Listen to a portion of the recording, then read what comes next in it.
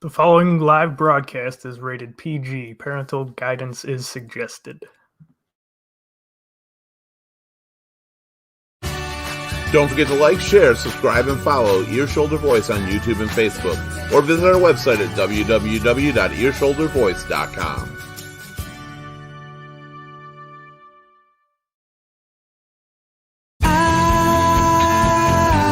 We've got to work together.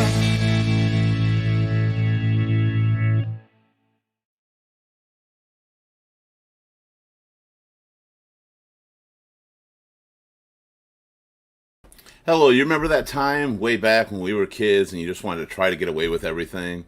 You had so much fun, but you got away with some things, but you never got away with everything. And what happened? It was the end of your world. You got grounded. You got punished in different ways. You couldn't go see your friends. You couldn't use the phone, watch TV, play video games. Several different options, and it felt like forever, and it was never ending. But you learned lessons. Sometimes you got spanked back then. Sometimes a lot of things would take effect that made you learn the lesson not to do something again. And you couldn't wait to grow up. When you grew up, you had kids of your own, and you found out that you can't do all the things the ways you were punished, and things changed. You can't ground your kids the same way, and sometimes it feels like we're losing control. Sometimes we believe the punishments now don't work back then, or that work back then do not work now, and they've changed too much. How do we instill information in our children that way? But there's another thing about it, is when we grew up, we found out that parents grounding us wasn't the only way that we kind of lost touch with everything, because when we had kids, when we got careers, we totally found out that we were pretty much going to be grounded for life, which is the topic of today's show. Welcome to Ear Shoulder Voice. My name is Keith Litfin. Today is Grounded for Life. We're talking about things that have, as a kid, the ways you were grounded and what's changed today, but also how as you grew up you found out punishments still exist, but the punishments now are simply called life. And as much as we love everybody in Ear Shoulder Voice, there are several people that know everything about being punished, and that's our panel. So let's bring them in.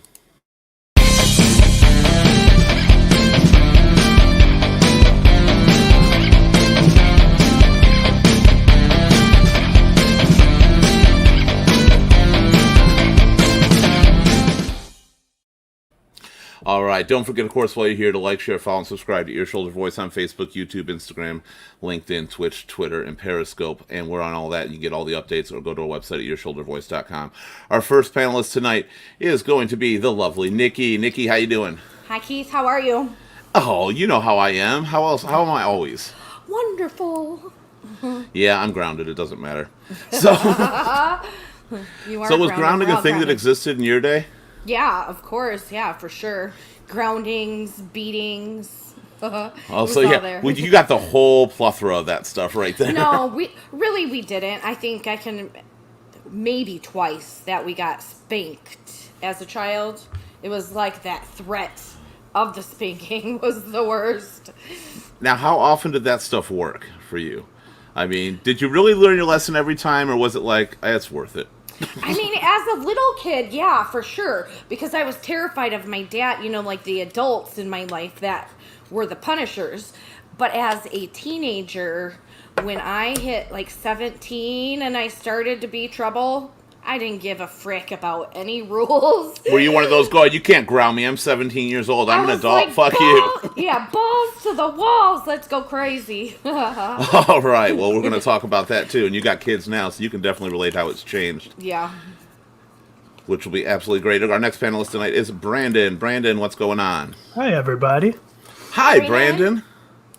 So, how's your day going? My day is going great. Been playing with the new kitty we picked up on Monday. Oh, So yeah, that's very it's a cutie. exciting. Yeah. I love saw. Juju. kittens. Little Juju. I saw your girlfriend is just adding more and more to that house, isn't she? Yeah. Soon there will be little footprint steps of babies. Hi, Jamie. Maybe kittens. So, Brandon, being slightly younger than we are, very slightly younger, did you deal with a lot of the groundings, or were you more kind of the my parents would never touch me kid? Yeah, I mean, I got grounded a few times, but I really didn't do anything to get in trouble, so it just didn't happen a lot. I do remember my mom always tells everybody about how I was really little, and she spanked me once, and I just straight, instead of crying, just turned and went, "How dare you?" And she was like, So The yeah, poster I child remember- of the new generation right there. I Exactly. was like, Yeah. well, you know, if somebody's going to dish out punishment, nobody does it better than our next panelist.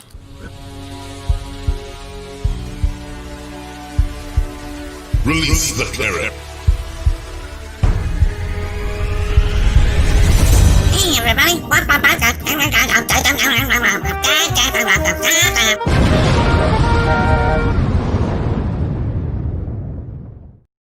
Karen, what's going on? How you doing? Hi, everybody.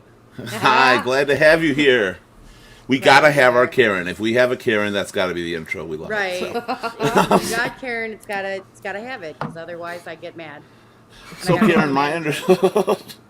I'd hear about it if I didn't put that on. You're like, where was my intro? I know I hate it, but I Where want was it. I hate it, but I want it. Exactly. So you did a lot of growing up early at an early age, Karen. Did you deal when you were younger with?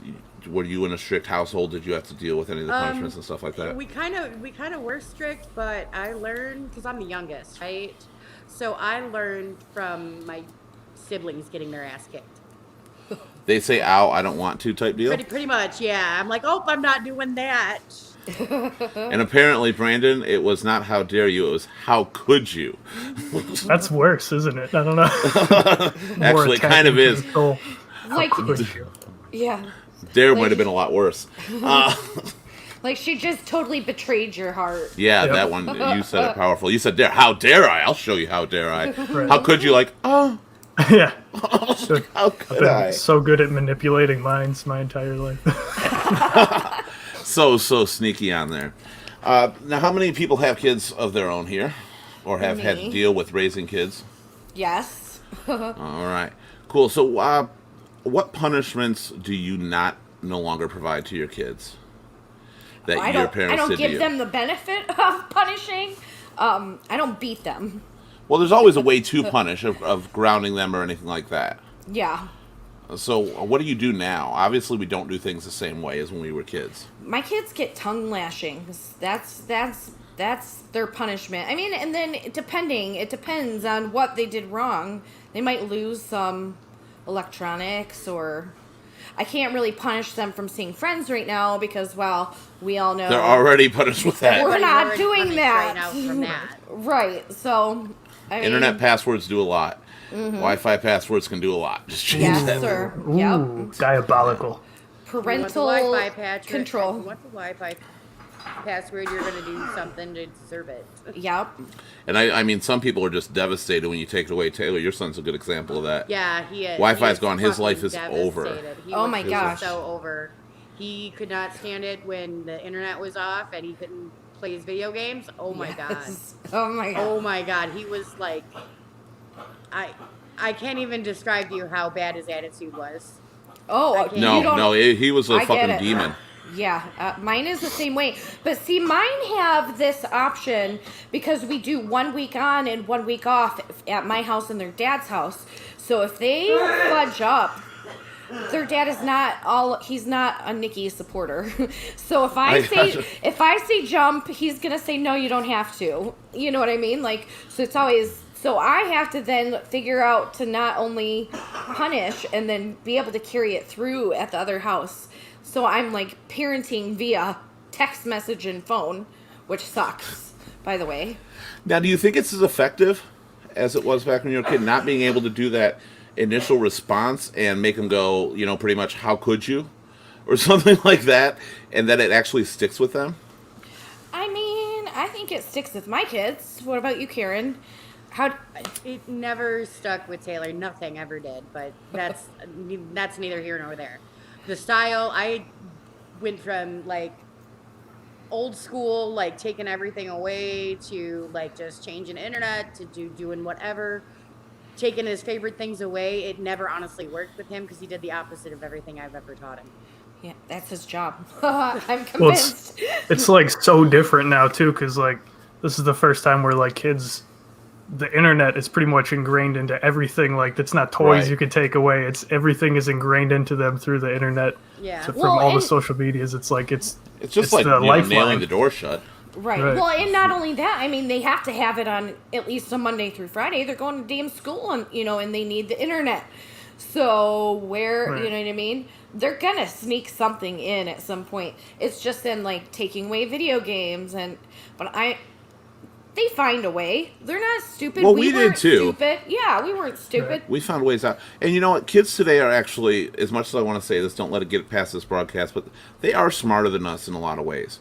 In other ways, they are dumb as rocks. I Yeah. mean, they are stupid. But in some ways, they're way smarter than we are, too. And manipulation, and that is, the internet's a lot to blame for that.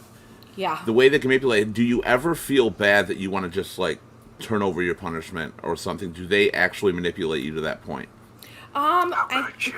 Mine when they were younger, definitely when they were younger, they could pull at my heartstrings a lot more. Now, as they're teenagers and they're mouthy, and their mouth gets themselves in trouble. Like I might not cave in 2 days. It's gonna take me a while to get over the fact you just basically told me to fuck off. You know what I mean? Right. Well, certain things That cuts but to the that's core. But that's where I always came into it now, like, and I still stand by it. I told my mom to fuck off one time. That hit stuck with me. I Yeah. still feel it. Okay.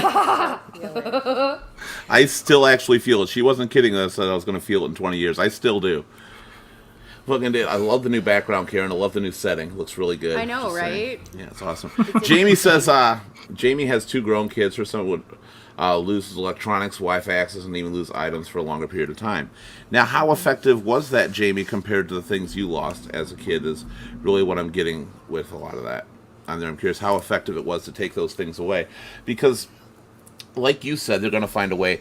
And unfortunately with computers, and I consider myself a fucking computer genius, but compared to what these kids learn today, they can pass me in some areas because new technology. You can find out how to do anything on that TikTok. Or if I want to sound old, those TikTok things. Yeah. They can find anything on there. Those Are you TikToks. kidding me? My 16-year-old got upset with me because we were walking to the garbage dumpster to put our garbage, and I was throwing like an old strand of Christmas lights away, and he's like, "What are you doing? I could use that wire to build something." And I'm like, No, we're not going to be using faulty wires in this house. But yeah, they're smart cookies. They are. Jamie's son, listen, was respectful, but that was in the year 1997 to now. My son learned from a young age not to mouth off to me, which is good. Now, and Jan says I had to take the kids' books away from them. Okay. Not the books. Oh no. Don't take my I mean, Not the you had some reading. educated kids. I mean, my kid, Right. Anyway, I've raised just like, take the books, please, take them. Just leave me Right. Call of Duty.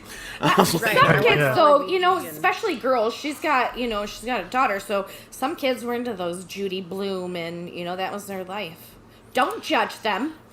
Jamie's mentioning when she was a kid, too, she dared not touch anything or say anything disrespectful to any adult. And I think most of us Yeah. were taught that. I don't know about Brandon.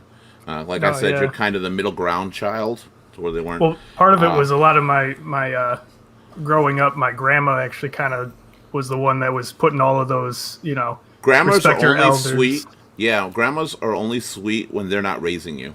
Yes. Right, yeah, because they can teach all the lessons and give you the candy and then send you back. Right. Right. She says, Jamie says she didn't get grounded, but there was the wooden spoon. I had a willow tree in my yard, and I think people know what that means Yes, out there. us I had a willow too. tree. Ooh. And that was one of the worst. And, Ouch. picking your own switch was not half as bad as picking the wrong one because you thought you were smart. Right. And having to I'll pick never- another one. I'll never forget, my sister was being a little shithead. She was just a shithead when she was a kid. And my dad was ticked, and he told her to go get a switch. And that little girl, we were at our grandma's house. She jumped into the swimming pool and pulled herself to the bottom of the ladder, and it was like a stare off on like how long she was gonna last underwater before coming out and getting her little hind end beat. But I just remember seeing her eyes looking up at my dad through the water, like, I'm not coming out. She's like 4, maybe 5 at best. That's kind of badass. Jan's responding to her comment that books was her life and still is. And that's the right thing to take away. I was into astronomy. They took away my telescope, and that was the end of my world because I was so into it and I was so detailed with that. Debbie says, try a ping pong paddle. So I have to ask, Brandon, has she tried a ping pong paddle? No, I broke her heart with the how could you thing, so she never Looks like she had a whole bunch of things up her sleeve if you did it again. No, weirdly enough, as much as I act out as an adult, I was actually a pretty good kid. I feel like she would back me up on that. She might not. We'll see. But Me I feel like I too. didn't get into much trouble. Yeah, us too. Like, I can literally only remember just a few times. Like, there was 5 of us, 5 girls, and we were all about like Barbies and like a girls' world. So we were easy kids till 17, 18, 16. Well, yeah, once you hit your late teens, it's over. Yeah, we were just. Oh, straight Debbie's up mom bitches. used it on her. Oh, That that brings makes me. sense. That brings me to a good point on that. A lot of times when we were getting punished or spanked, we've heard the phrase, not necessarily our parents said them, but we'd heard them before, it hurts me worse than it hurts you. Yes, oh God. Now, I believed that when they were spanking or punishing, like with a paddle or a switch, but I also believe there was a little joy behind it because of what happened to them. And Right. who here finds joy, since we don't really do the beating anymore, we don't have that to say hurts me worse than it hurts you. Do you get a little bit of joy in the back of your mind, like, haha, got you, motherfucker, suffer? Just curious. I mean, no, it's. I truly- mean, that thing really does. It really holds like a Karen's a like, true absolutely. meaning. yeah. I don't know. I was never like that.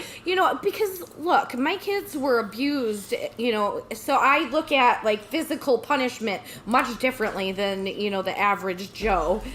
I would feel guilty if I had to use physical restraint. I would feel like, Well, no, I'm saying gut-wrenching guilt. I'm saying aside from I'm- the physical, like taking away the internet and doing stuff like that. Oh, like tears yeah. her Yeah, life like, apart. No, like I that rival stuff, in that like stuff. Yeah. just be like, yeah, that pissed you off, and I know it. So great. Yeah. Yeah, that, I'm saying definitely. because we don't beat our kids anymore the way we were. I don't mean like abusive beating, but because Yeah. a lot of people don't hit their kids like that anymore. Do you really have those moments of this hurts me Yes. worse than it hurts you? I'm like, No. or it's like I know what I No. can do. You're like plotting. I said no, I'll take that away. Brandon was an angel. Whatever, you sweet loving angel. I bet he was a good boy. Apparently, Jamie was a good kid too, but she moved out when she was 16. So you escaped those rebellious teenage years on there. I had a baby when I was 16, so I went from like getting grounded to not getting grounded and being an adult and getting Yeah. grounded for a whole different reason. Yeah. Yeah, and that's the Yeah. progression I wanted to take, especially with that and what you just said on there, because we thought that we would be free. There would be no restrictions in our life. We could do whatever we wanted. There were no consequences. And truth is, we are grounded way more now than we ever Yeah. were Oh, yeah. then. Definitely. We are- Especially, and I learned when my kids were young, like, when I'm punishing them, I'm also punishing myself depending on what it is that, how I punish them. Because, you take away whatever's fun to them, now they're up your ass even more so. And Right. they're nagging and bitching and moaning and groaning too.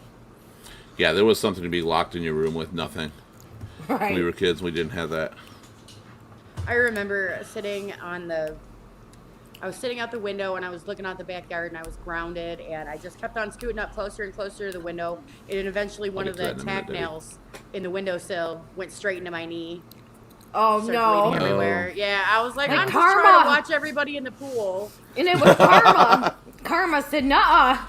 Well, You that's the deserve best that. thing. I didn't like it then, but I like it now when they eliminate you from something. And what Debbie was saying, truth is, taking away the TV or Wi-Fi access is more punishment for the parents. It is and it isn't, because just as you may suffer, if you have to go without it, it is. But changing the Wi-Fi password, you can usually access, and they don't know it for a few minutes. For a few minutes. They unless have you're on their your ways of phone. finding it out. They hack. Like Yeah. you're looking at your on your laptop or something. Or Just like those like- net nannies and all that, they know how to get by that. Hell, we knew Well- how to get by that. Or in like my house, my boys have this, bros got each other's back kind of thing. They look out for each other. As much as they might hate each other sometimes, they look out for each other. I'm not like- stupid. It's like two gangs in the same city. You kind of Yeah. cover for each other so we can both Exactly. continue to do crimes. Exactly. Unless their ass is on the line, then I have one that will sing like a canary every time. Every time. I think- know. See, that's the bad part about only having one. Yeah. I think Yeah. taking away from kids is really effective. I think it has a different impact, though, when you continue to do what you took away. Like, Yeah. and I think that's the best one. Like, if Karen right now was watching TV, she's got the perfect setup for it. And you saw these two little feet creeping down those stairs trying to watch with her. Right. And you get those moments, you're like, go back to your room. Right. You I've turn had around, to you're do like, that. heh, I've I had got to him. do that. Like, I've had to do that. Yeah. or if you're going swimming, looking at the pool or anything like that. But what was the first moment that anybody had, and this applies to everybody, even you, that you realized that there's a lot more grounding in real life at a young age? Oh when yeah, you so pass your like teens? when you're a kid, and like the way to get grounded is to start mouthing off to your parents, right? And then all of a sudden you're grounded, and then once you're an adult, you're like, yay! But then you mouth off to your boss, you get fired, and you're stuck at home. You're like, oh, I got grounded again. My allowance Yeah. got taken away. Like, Yeah.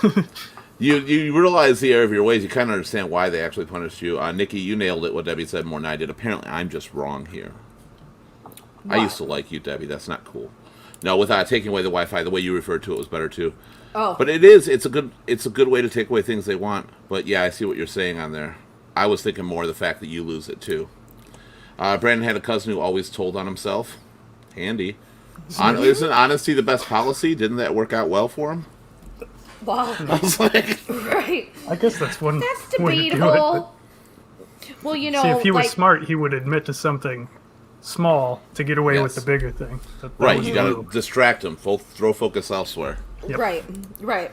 That's what I did.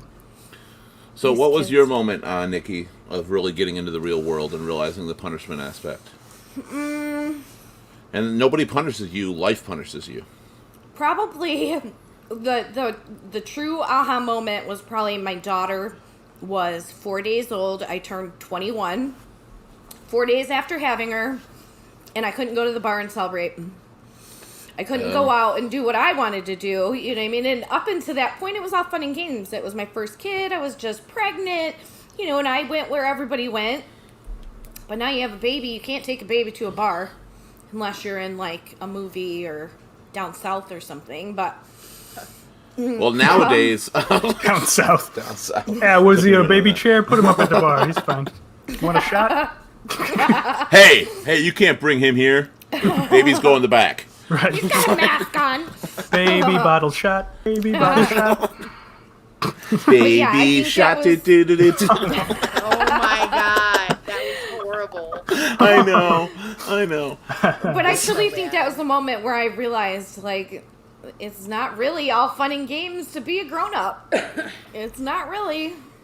Yeah, I got myself for real grounded when I got that DUI, right? So I was kind of I was- acting out, right? Yep. And then got in trouble, and that was like the biggest. You're grounded for 16 months, right? So Ooh. Yeah. Yeah. Debbie, of course, she did bad stuff and got busted too. How much stuff did you get away with, Debbie, when you were a kid? I think we got away with a lot more than our parents did. Yeah. Well, And I don't know. think our kids get away with a lot more. I think because the amount of access we have to do things has changed. Maybe. I think know. it was I a think different I kind of differ trouble. on that a little bit. I Yeah, differ I- on that a little bit because it's easier to track your kids now than it was Yes. when we were kids. Yes. As far as escaping, but there's easier ways to have fun outside of what you've taken away. Well, here's the thing, though. Like, when our parents were growing up, even into when we were growing up, the things we did for fun as kids that might have been construed as trouble, like TPing houses and pulling pranks and just being, kids. You don't see kids out there doing that. When was the last time you saw a house TP'd? Because these kids are... I miss it. I That was like kinda do. snow. I liked it. Yeah, but they're not coming out from in front of their screens fall of any color. sort. right. They're getting in trouble in different ways. Some ways worse than us. I mean, you've got drug pandemics kind of happening in our world on top of it, and they're starting younger and younger with, influences because they do have such, social media influences. Connection to information, yeah. Yeah, or connection to people even, older friends. I'm not saying mine do. I'm just saying in general, I've heard stories. Well, what I meant by getting away with a lot of the stuff, it was harder for them to get away with their kids. Our parents, for example, they had a phone. They had one TV in their living room typically. So really, you took the phone and locked them in their room. There's no access to get away anything else. You took away the only things they have access to. They can't get out. When we were kids, we had certain, more toys in our room or stuff like that. We had little electronics we could play with. We had Walkmans and cassette players, portable radios. So we had other ways to access things and get away with more. Even though we were grounded, we found ways to entertain ourselves. And now, like, there's hardly anything you can do except for literally cut everything in their life off for a kid. And the internet's like the biggest way because that's the biggest access. But then they still have access to TV and video games and downloading and little portable, whatever their game system is. I almost said Game Boys, made me sound really old. Atari? No. Ataris. Yeses. No, I always felt lucky because, like, I don't know, it was before the internet for me as a kid. So, like, I was able, like, if I was grounded, I still had a wonderful day.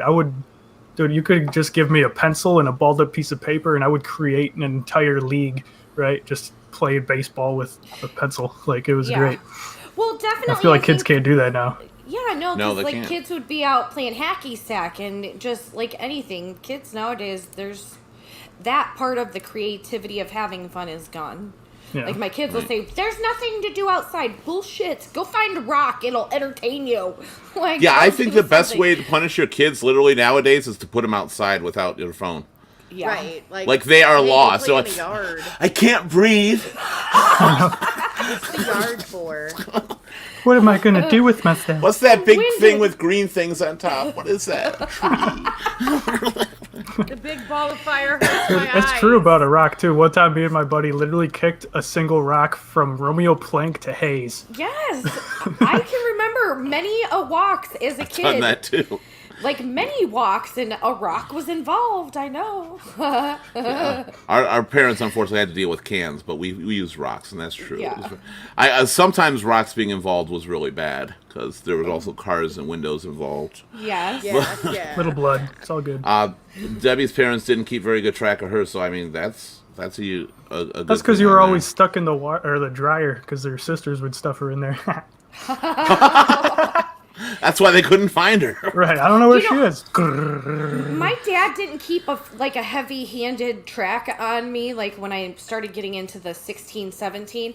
Partially, I think, because I was the responsible child, like I didn't get in trouble. But the lack of supervision kind of took me into another realm, if you will. Right. Debbie's parents. Debbie only had one sister. Debbie's parents also only grounded her if she got in trouble at school. We're gonna hit the school thing up in a minute because I think that's where a lot of consequent and punishment has changed. But one thing she used to do is draw armories, drop the pencil. Oh, in no. them. This was me. Oh, Dude, this was until you did? Embarrassingly, up to the age of like 15. One of those things when I was stuck in my room, if I didn't ball up that piece of paper and play baseball with the pencil, I would actually draw two armies and then stand over and drop a pencil, and wherever the pencil stabbed was a shot. I've actually played a game like that, yes. I So- should have got paid. If Nikki or Karen, I know Taylor's not living with you anymore, but if your kids were grounded to their room, could they even find paper and a pencil? Yes. Because I In know my that a house, lot of yes. kids now don't have paper around, like if they were in their room, because paper's almost a thing of the past, except for what you keep in your notebook for school. Yeah. Like, we don't keep paper on hand. Taylor- Yeah, go ahead. Taylor used to keep paper around because he used to draw. So he used to have it in his room.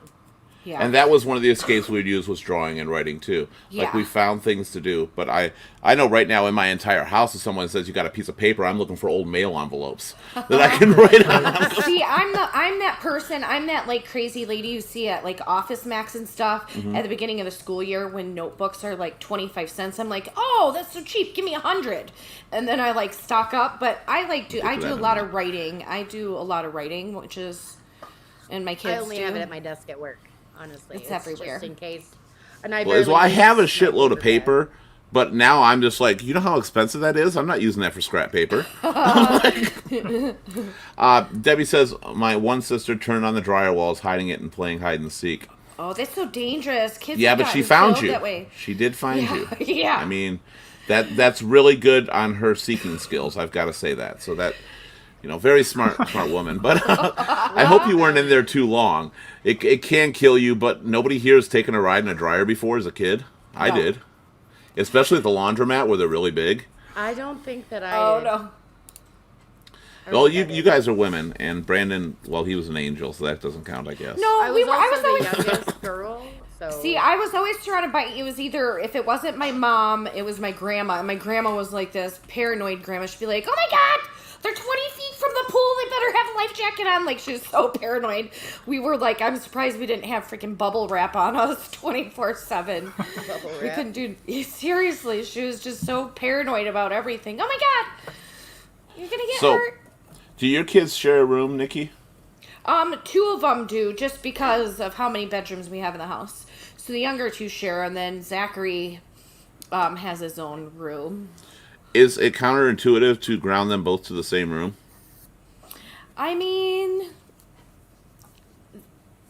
it's not really serving a punishment to ground them to their room, because they go there anyways. That's like, Well, yeah, there's still their everything in there. sanctity. Yeah, that's their sanctity. I would legit have to, if I was like going that route, one would have to be removed, and just make him be alone with nothing. Like, I'd have to clear out the room. That's just too much. And again, like, that's part of thinking about punishment, because who's got to empty that stinking room but me? So now I'm punishing myself while he's sitting down on the couch or in the empty room, like, watching me work. So hell no.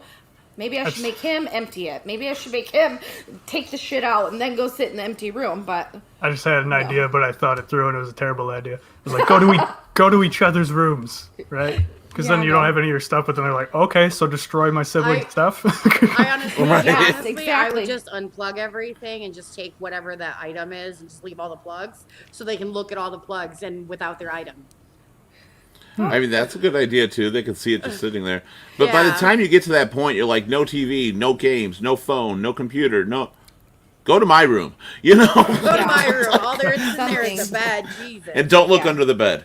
And Or you don't just- look under it. See, the move is you just light a candle at the kitchen table, pour a glass of wine, go out back, and shut the power out. And then... Oh, no. I have done that. I have, to punish them, I have just pulled the power. That's awesome. You know, like, because everything I do, like, you don't want to test me a third time. They test me a third time, just go downstairs. Like, I'm fine without All power. those I got a book and a breakers. candle. Hit all those breakers. Yep, Debbie from being in the dryer, she actually kicked the door open, so good job on that one. Actually, I'm impressed. It's got to be hard to kick while you're spinning like Yeah, that. that's what Right. it is. Yeah. That's So very gotta good be- job. Good job. All right, so this we're halfway through. We started with, of course, the kids, and we're going to go back to some of that, especially with the schooling. But why don't we transition to the schooling before we go to our adulthood? Schools have changed punishments. How many people here had a school that would paddle you? oh, I did elementary school. I did, Yes. elementary. Karen? I did not. I did not. They didn't paddle us in school. I had heard You were lucky about because it, you like- are our group. Yeah, I had heard about it a couple of years prior, but they had stopped when I got there. Yeah, we had, and it was this one specific teacher who enforced it. Maybe he was like a vice principal or something. But man, this guy was like 7 foot tall. His name's Mr. Z. I don't know if he's around still or not, but he really didn't need to paddle anybody because he was scary as shit. Right. But he still did paddle, and he was I an had one a-hole. like that too. His name was Hearn. He was a jerk. He was cocky jerk. Give a man power. We beat Debbie a was kid. 5 when she was in that dryer. I only have one question, Debbie. I'm just thinking, they knew you were in that dryer, right? So they were trying to kill you, correct? I mean, I If you met this sister, you'd be like, okay, maybe. I see it. I can see it. Okay. I think in every sibling's lives, there's a moment when they try to kill each other, out of anger. So Debbie says she didn't get in that kind of trouble in school, and she didn't see any paddles in her school. And Debbie, if you don't mind, I'm just curious how old you are in comparison to the panel there, because I thought with Brandon you were probably a little older than we were, and I'm just curious, or you're probably close to it, because paddles were very common early on. Yeah. It was probably towards Early the end elementary. of me and for me. Nikki's school area where they started to disappear. I remember back to say second grade, and then they were gone. Second, third grade, they're gone. Okay, so Debbie's 52, so she's got about 10 years, around a decade for some of us, on there between us. So that's surprising that you didn't have to deal with that at all, and they just didn't have them at all in the school. Or So they what- had him and she didn't. She just wasn't a problem. She child was to know just too about it. good. Yeah, she said she didn't get that kind of trouble, so she didn't see Yeah. any paddles. So maybe that's why. I mean, my principal kept it behind the file cabinet and stuff like that. Yeah. Yeah, So she it probably was- didn't get into that much trouble at work or at school. She was, in the band and good at math, Yeah. so she was fine. Yeah. Oh, if you're in the band and good at math, you're golden. Yeah, you don't have problems. I mean, not with other kids, but I only Yeah, she knew was about crap. What's that? It's Dodge Park. Stevenson. Yeah, Stevenson. Stevenson. That's where I graduated. I graduated in '95 from there. I was born. Really? Yeah. ouch. God, he's an That asshole makes me sometimes. I didn't think about it till feel- after it came out. I was like, that After was it mean. came out. No, it's okay. I know I'm from the 1900s. This makes me cooler. Well, he's from the 1900s too. Yeah, Well, not the good part. He's Yeah, at just the not the good cusp. part. Yeah, The not disappointing part. at So schools have changed the way they punished kids. Do you think they're effectively punishing kids anymore? No. I don't know. I think they're a lot more lenient on kids. Although I will say, depending on the circumstance, because I remember a situation 2 school years ago. My son had a friend bring in just bullets, not a weapon, but a freshman whose older cousin had a gun, from what I'm hearing, and he got his hand on just bullets, and I think he got expelled. Like, it was serious. I do think they take a lot of that far more seriously than they did in our day because it was so Yeah. uncommon in our day. Yeah.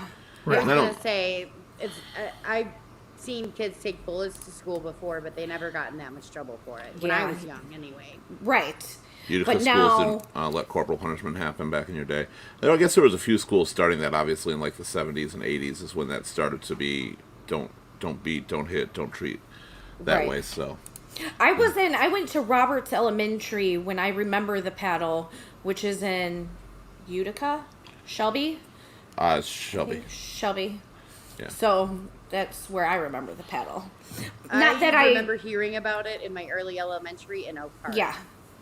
I was never trouble. I didn't get the paddle per se, but I knew about it. I knew it existed. So like for me, it was in like middle school. The like flip phones were just starting to be like where kids would start having them. I didn't have one, so it was easy not to get in trouble. But you would see it just started to become. It was pretty new to have this issue, right? So it just started to become like this uphill battle for teachers of like, okay, stop using it, blah, blah, blah. And then they just kind of got bored with it and kind of would let it go. Now everybody can Yeah. have them. Yeah, nobody cares anymore. But it was you couldn't have your phone in school. I mean, Well, we Yeah. had beepers and phones when we were kids too. I Like they were can very say- new for us. I can say, like at my boys' school, pre-COVID, they were really cracking down on phones in the classroom. Teachers were taking them away. They were, they were distracting their their teachings, which I imagine so. And Debbie graduated in '86, so yeah, Debbie was on the cusp of pretty much the revolution of that. Yeah. Everything from women and kids and beating and fairness, and like that's when it started to build up. Before it got Yeah. out of control in the 2000s, Yeah. where it went just overboard. We were Yeah. doing good, and then we just lost it. Yeah. And everything. Now, punishment doesn't always happen because you actually did something wrong. Punishment can happen just because you're not good at something, such as a sport. Or math. Yeah, you walk away, or math, but you still get a prize. You still get a trophy. I think that's one of the biggest issues we're facing as far as school teaching is everybody gets a trophy. Yes. You know what because- happens when everyone gets a trophy? You drive a lifted truck and cut people off. Yeah. Seriously, like kids don't know That is they don't know how to handle rejection or failure, which is not good. You have to know how to come back from Right. something They that don't- knocks you down. You go to a job interview, they don't give you like a little trophy that says, "Yeah, you went to it." Right. Yeah. Good job. Here's a paycheck, but we're not hiring you. Right. Here's a paycheck. But we're not Right. hiring you. Right. If it did, I'd be applying for a lot more jobs. Right. Right, no I quit shit. my job and I constantly apply. Right. I get $20 That for is my coming job. here. What the hell? Right? How much do you think it's really hurting them? As much as we say that it's not instilling them how to lose and everything, is there any good aspect to it? No. It feels good, right? Because you see the kid cry when they lose, right? So that's why it might be your first instinct to go, okay, let's make sure that everybody wins so that nobody cries. But without that crying, that kid never gets to that point of losing and then later gets a win and it feels so much better. They don't learn that in that process of everybody wins, and that translates to life. Yeah. Yeah. I mean, like I was telling my brother, because my brother's trying to instill his son to be a fan of the Lions and stuff. I'm like, he's going to be so confused after he goes to school.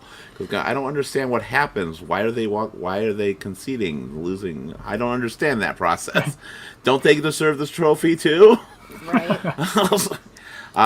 This is a new coined term that I want to definitely use more often on here, because Brandon does say things like that, like, math is hard. Yeah. I think my two leading ones, according to my mom, are math is hard, things are bad, and then like, what did you learn? And I say to not to. To not to. To not to. What is the answer to that with the trophy? And I mean, also, what about contact sports? What about changing things with that too with school? Things that have clear winners They've and making losers. Yeah, and the reason I'm bringing that up is it is also another form of the punishment. It's learning to play safe. It's learning to be on guard, to watch things. You get hurt. You learn what to do, what not to do, and you take that away now. Yeah. I mean, those younger year sports are like to teach you the fundamentals and teamwork and all that other stuff. Beyond that, if there's no clear winner, there's no clear loser, like, I don't really see the teaching moment in that. Yeah. Well, I think it's losing it. Like, they go to college too. Well, college and the official sports out there are competitive. Those are full competitive contact, and you're losing that fundamental. So they get there, they're like, ow, yeah, coach, and coach is like, shake it off, run around the track. Right. And you're like, but I get a Band-Aid and a kissy. There's an episode of Black Mirror from a few years ago where in the little chip in everyone's head, because Black Mirror is like this futuristic Twilight Zone of technology. It's so good. I love that show too, Brandon. So in this episode, already know what you're talking about. Yeah, in this episode, this little girl, her mom gives her the parental guidance or whatever. It pretty much just makes it so that she doesn't experience or see anything that's scary. Like a dog starts running up to bark at her, her chip like blocks that out. So then when she's older and something horrific happens, she's experiencing fear for the first time, and it just cannot handle it. Yeah, that's what making everybody win at a sport does. Yeah, exactly. And it takes it away, and you're not putting them into the world where that doesn't exist. Right. If we changed all sports, which nobody would watch them anymore, to be that way though, then okay, I understand it. You're putting them into a world where sports are actually like that. Right.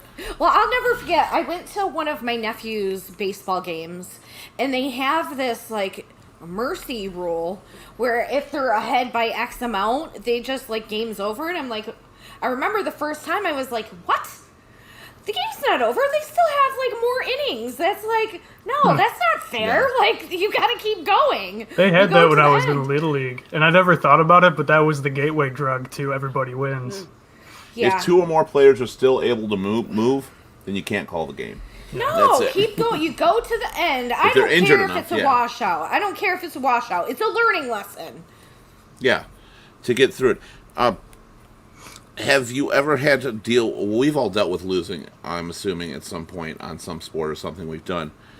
How did we take it? Did we learn? Yes. I know I did. I know I tried, and I wanted to get better, and I wanted to get more schooled in what I was doing, really. That's how it is. You either win or you learn. That's how life works. Yeah. More than calling... And I think some of the thing is because we're so politically correct with terms that even loser is a bad term. Yeah. You lost. You are a loser. That is the point. For that game, you are the loser. Yeah. You're not a loser in life. Well, some of you might be, but most of you are not. Some of you might be. Yeah, and it's the same in life.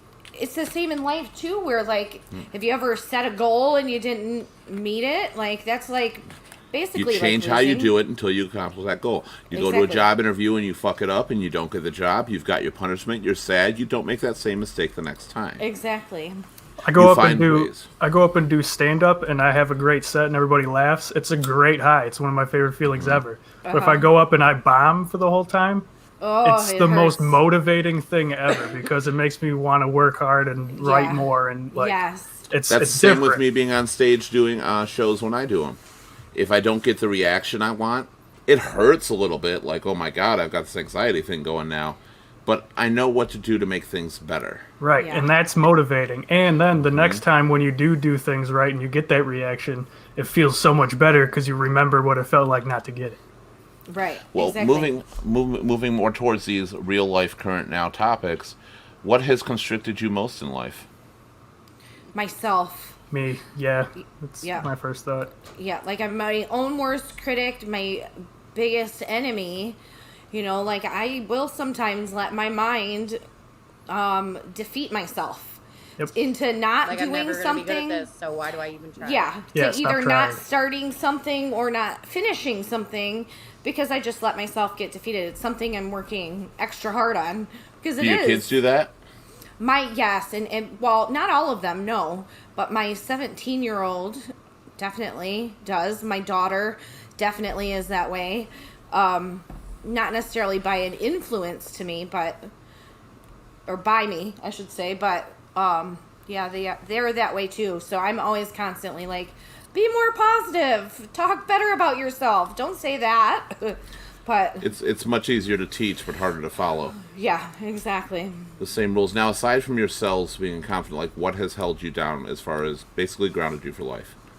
What is it? Is it because everything we do, in a sense, does ground us for life? Even getting married does. We're grounded to the same person. We can't go fuck anybody we want anymore, or Yeah. not as freely.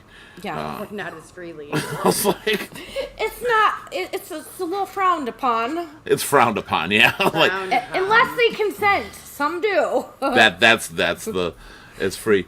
But everything has. What do you think has been the biggest impact that when you were a kid you did not see it coming? You didn't realize how much stress was going to actually be there.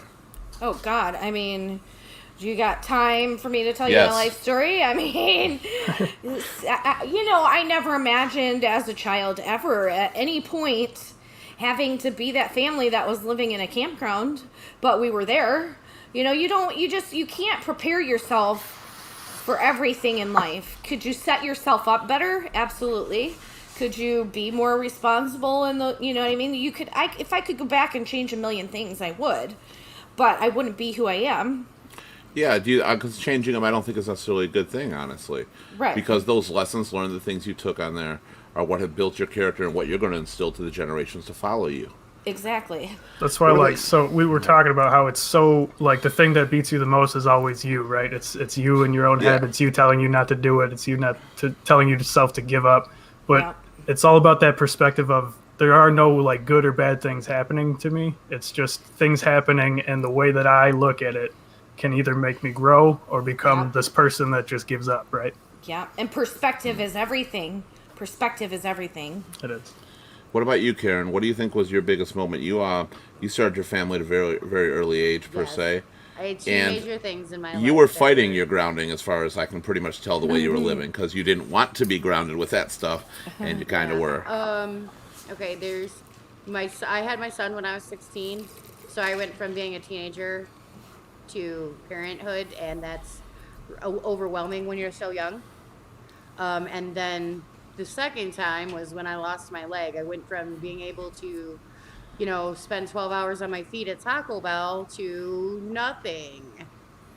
And I am physically different than what I used to be, and it's very frustrating. I can't go for a hike anymore, and I can't do a lot of things that people do, or I have to find a way to do them. That's actually a better way of putting it, is you I have to was find a way about to to do say, that. yeah. Because a lot of times people in your situation, and I mean, me and you personally, we've actually talked about this several times. I'm kind of like, get motivated and do something about it. And you're kind of like, it's frustrating. I can't. I tried and I just can't do it. Oh, Is look, there- we got a spammer. Yay! Sorry. Ooh, Sorry, Oh, not to I love interrupt. we can buy Spam. followers. Everybody, if you want to buy followers for your channel, go to bigfollows.com. I want to point that out. We just advertise for them, so you owe us like $1,000. I just want to say that's promotional fee. Don't actually do that. I Don't need about actually do that. $1,000. No, don't do that. No, Don't because do that. That's a bad idea. bigfollow.com is actually not what you think it is. When you say yes, it's actually just really fat guys that start following you around. It's not what you think. Are you saying I'm running this website? Is that what you're saying? Are they playing the tuba behind you?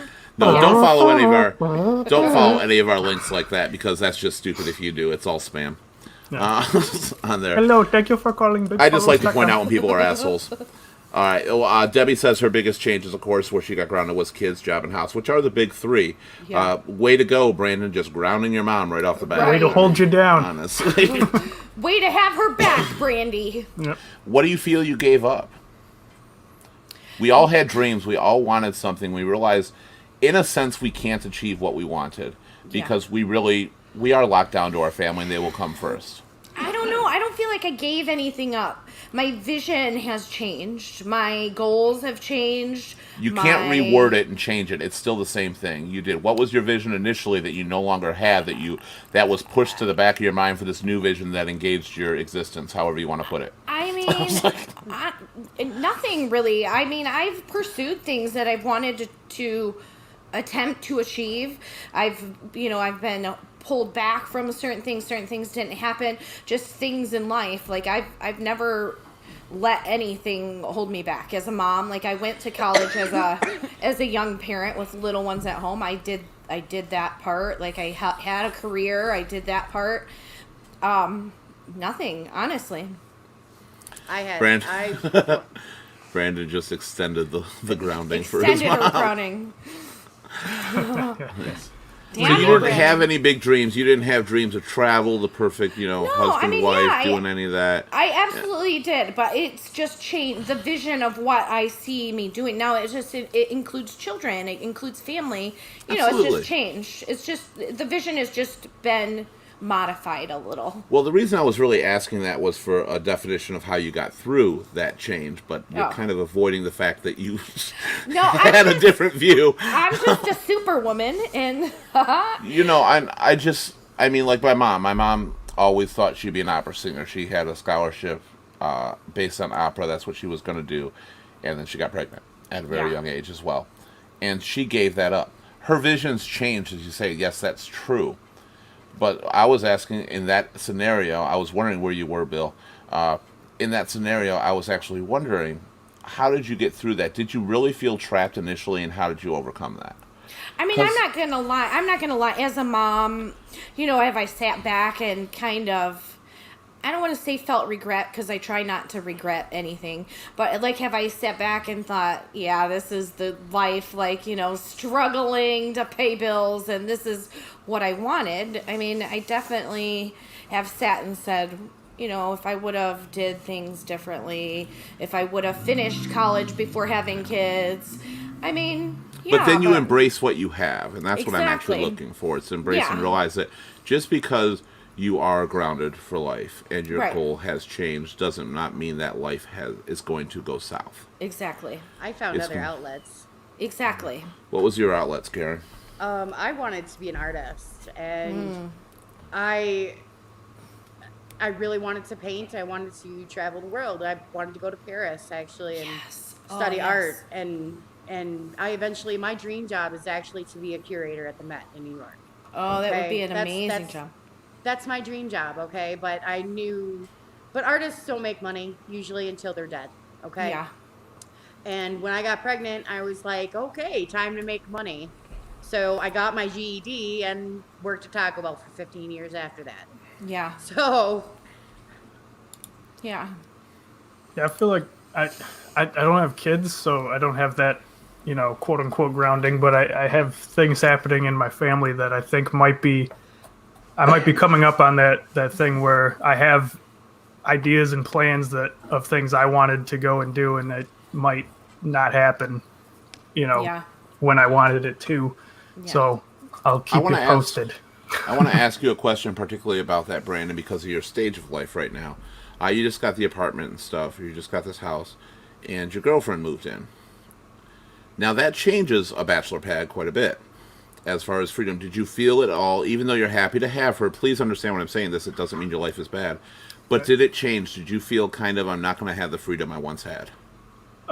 Sure, a little bit, yeah, for sure, because the thing that I had been seeking for so long was to not have that thing over my head of, I'm under someone else's roof, I'm under someone else's support, I'm not, out on my own, taking care of myself. And that was a bad thing for my mental state after a certain point of age. But I feel like I got that all out. I got to where okay, I did this. I did all of this for myself. I was able to sustain it. I am able to sustain it, whatever happens. And that put me in a much more comfortable place and let me focus on, what else is there I want in life? Because it was really all I was focused on is I want to be able to exist on my own successfully. And then I did, and I was like, okay, so now I can start moving Now, on. do you think her moving in a good or bad way, is it a hindrance, or do you find that she is actually helping you with those situations and you're embracing the help? Or do you feel stronger, like, I wish I could do this on my own, even if she lived with you? Is she embracing it? Or does it bother you that she's embracing it? Because I know some people have to deal with that, like, they wish they could control everything. Provide everything, I should say, more than control Right. everything. Yeah, no, it's I don't know. We are so even on everything, and we're so open and have conversations about this constantly, so that there's never any like, okay, well, what is that person thinking? I think that really helps. I don't know if we didn't do that, maybe I would be in a different mindset about all of this, but I don't have any regret or any like feeling weird about it right now, and I don't know what might come in 5 months, but right now, no, that is the embracing that I'm talking. yeah, it's great. That's what you look for, because at the first, when you're starting, you're trying to do it on your own, you can't, you're struggling, you find somebody, and you've got an equal share right now. And that is, I think, where Nikki was going vision-wise, where your vision actually changed. But everything we do is changing part of the aspect of our life when we're doing that, and we feel stuck. We often look to the people that punished us when we were kids for answers on being adults. Who doesn't have those? Who I doesn't don't. have? I don't, and Karen doesn't. Brandon, you're the only one on here. How do you handle dealing with it when you need somebody to help guide you through, and you know if that person was around, they would be there. They would be the answer.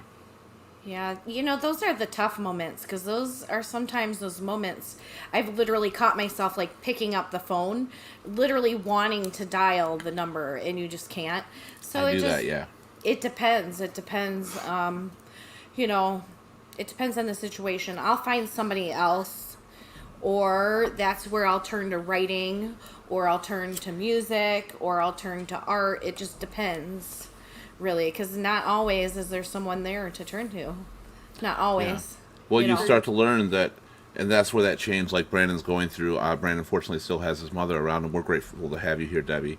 And Bill, I'm going to get to your comment in a minute, because we're going to progress to that one in a moment. I'm sorry, I lost it for a second. I was actually thinking about it, because you know how I get with that stuff too. Thinking about, because I picked up the phone and dialed too. That one just hit me Yeah. kind of hard, really quick. Yeah. Yeah. Because I've tried to. With you, Brandon, your girlfriend moved in, you felt there. And with us three, until somebody's there, we feel like we have no one to turn to and do it on our own. So getting that is really good. Karen, with your mom, I know, how many times have you tried to reach out for her knowing you couldn't? Not a lot recently. My mother passed away in 2008, but in like 2000 up to like 2012, I'd pick up that phone thing, and it's hard not to have that advice anymore. But I was fortunate for a little while. I had Keith's mom, and grandma, and and also there was Sheila, Shannon's mom. She helped me out when I was younger too.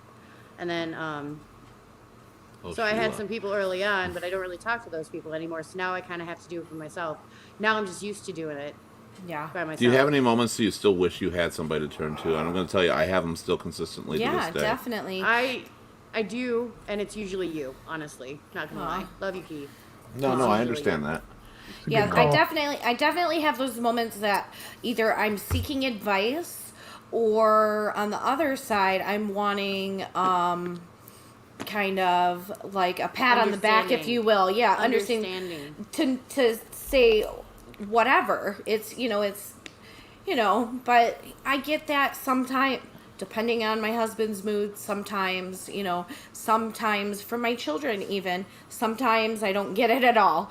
But it's a transition in life. It's a tough one. Do you, during these periods, because I'll get to you, Brandon, in 1 second. I just want to ask, do you ever feel trapped? Like, even when you're getting what you want, do you get those moments of feeling, it's not what I envisioned, this is too much, can I handle it? All the time. I get like that moment of like isolation type trapment, like I'm the only one dealing with this right now, and like I feel like my world's gonna explode, and then I just here I am. What's the trick to getting past it? I hear myself all the time. I'm like, can I do this? Am I able to do this? And then I just do it. So Yeah. Well, that's the way you accomplish anything like that, is to just push forward Just and do do it. it, yeah. just do it. Debbie had Just keep said moving. once had I'm a big fan of Celebrity Jeopardy on SNL. So had the rapist tell me not to say I should, because you should all over yourself, or should all over yourself. That's funny. I know it's a Celebrity Jeopardy. Every time I see the It's word so good. therapist, I think of Sean Connery saying the rapist. So Give me lay tits now. That's let it snow. the Like penis this now. mightier. Okay, so what were you going to say on top of that, Brandon? I'm sorry I interrupted you. No, I feel like something I'm just kind of coming to terms with is, so for me it was trying to get myself to where I could do everything by myself, right? I kind of put myself in this position where I never did make that call to ask. And now all of a sudden things are happening to where I might be in a point where I'll never be able to make that call.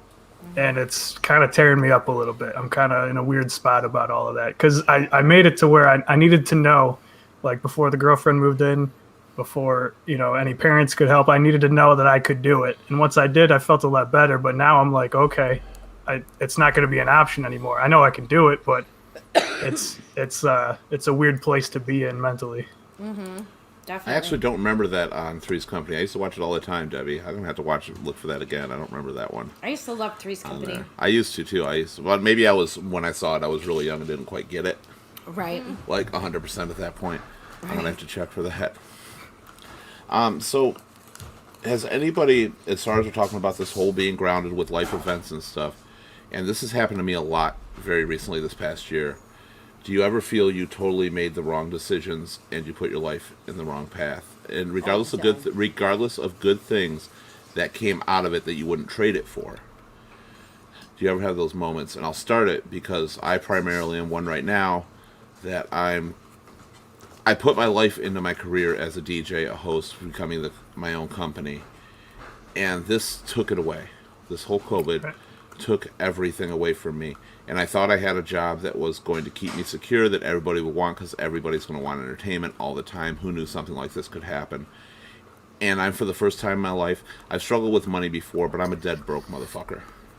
I have zero income from any direction, and I've got nobody to turn to. And I think, God, if I would have gotten myself a 9-to-5 job, doing computer programming, making more money, I would be fine right now. And I settled.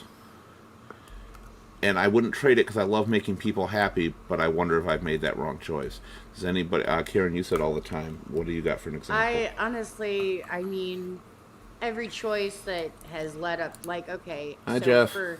Good to see you. Hi, Jeff. For example, the day that I met my son's father, I had the choice to go either left or right at the mall, and I went to the left instead of to the right. Now, do I look at myself and be like, hey, what would my life be like if I would have gone right instead of left that day? And I think to myself, I don't know how it would have turned out, but it's definitely different what I envisioned before I met him. What about you two? I don't know. Like you could be somewhere else, even having the same family. Now, I realize technically if we change one thing in our life, like you said, the right, left thing, if we made that one decision, it would have altered our entire future in every way. Could have. Literally, a stoplight could have altered our future. Sure. 'Cause Stop you'd be sign. Yeah. I mean, I think because again, I am my biggest critic. I'm constantly questioning, and dissecting my decisions in life. Because I'm always afraid of making the wrong one or making a bad decision. Because now it doesn't just affect me; it affects, our whole family.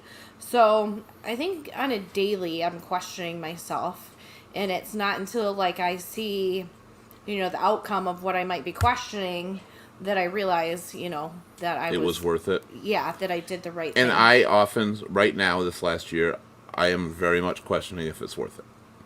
If it was worth it. And the saddest thing, what brought it up, the thing that bothers me most, I can't call my mom. Yeah.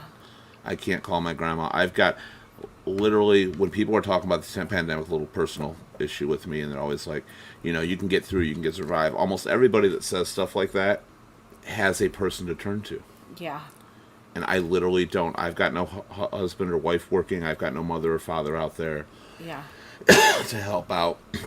And so it's harder. There are more people like me out there, but people don't take that into consideration, that we are sometimes, I'm a career that went dead stop, and some others Yeah. are too. And they're not realizing we're in different positions, and it's really hard for us, and we've got nowhere to turn to. So when I'm out on Facebook and I'm reaching out to somebody, or even on this show, it's because we're looking for something. Yeah. We do Well, and feel stuck. And I've definitely been you, because I've been at that place where I was like, where you're one moment you're on top of the world, and then the next moment it feels like the rug was pulled out from under you, and you're left like, whoa, I'm not ready for this.